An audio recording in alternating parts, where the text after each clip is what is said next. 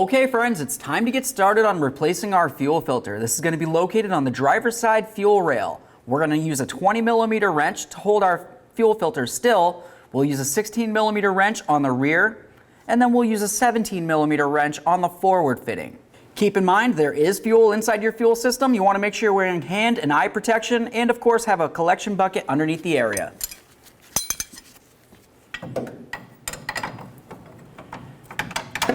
Get my wrench on here. Let's go ahead and break this free. You might have to work your lines back and forth if they're rusted.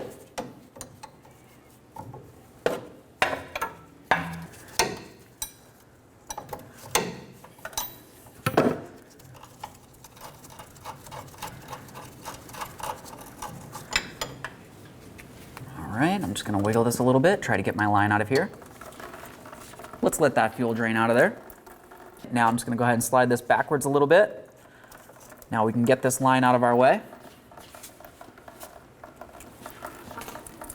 Let that drain out. Let's slide the fuel filter forward.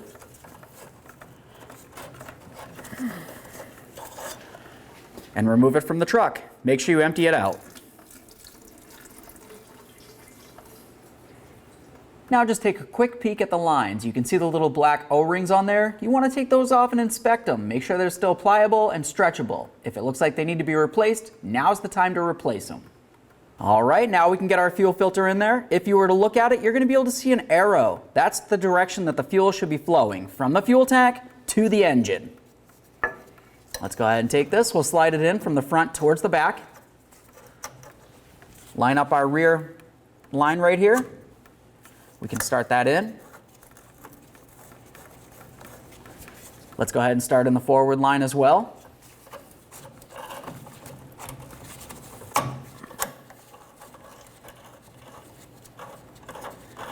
Once they're both started, go ahead and snug them up. All right, so it bottomed out right there. Just going to give it a teeny bit more just to make sure it's completely seated, and we'll do the same to the rear.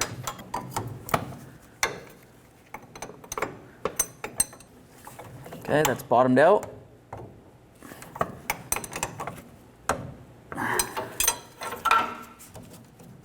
Make sure everything's nice and tight. You also want to make sure that the fuel filter is secured to the frame so it can't wobble around or hit up against anything. After that, just go ahead and spray everything down with a good amount of water to make sure there's no fuel sitting inside of your frame rail.